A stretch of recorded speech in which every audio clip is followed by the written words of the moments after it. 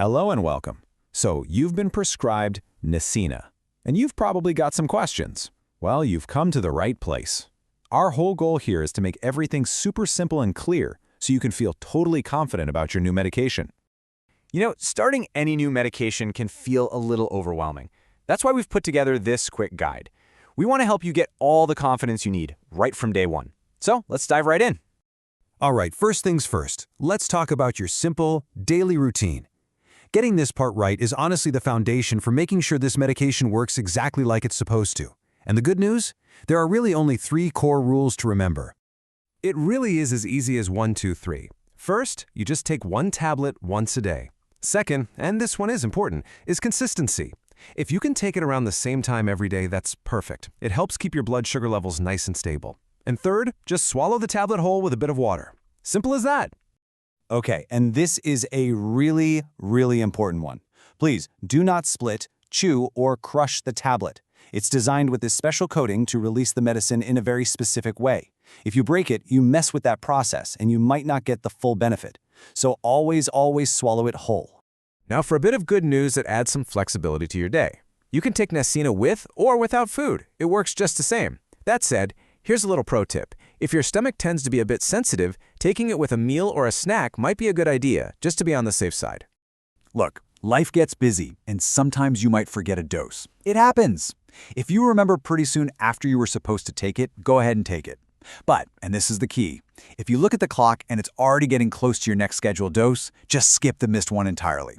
The golden rule here is to never, ever double up your dose to try and catch up. Okay, let's switch gears and talk about dosage.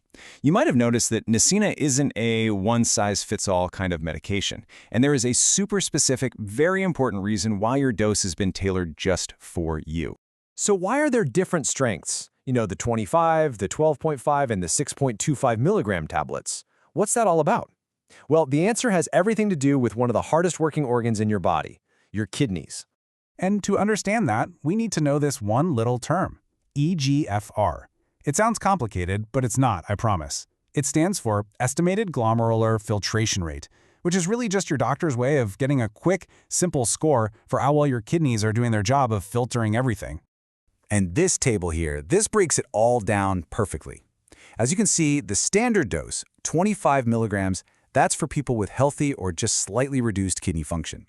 But if that function drops to a moderate level, the dose gets cut in half, right down to 12.5 milligrams.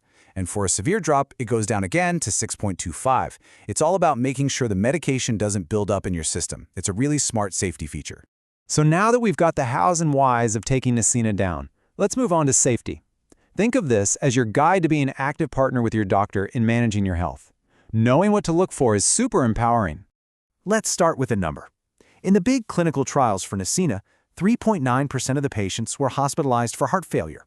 Now, just seeing that number by itself can be a bit jarring, but it doesn't tell the whole story. We need context, right? So let's compare it to the group that was taking a placebo, a sugar pill.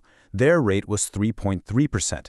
So yes, there is a small increase in risk, but it is small. And this is exactly why your doctor will keep a close eye on you, especially if you'll already have a history of heart issues. So what do you need to watch for? The main things to tell your doctor about right away are any new or worsening symptoms of heart failure, like getting short of breath really easily, or noticing new swelling in your legs or ankles.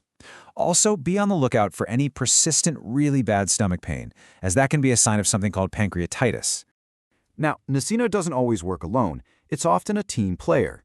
You'll frequently see it combined with other diabetes medications into one single pill.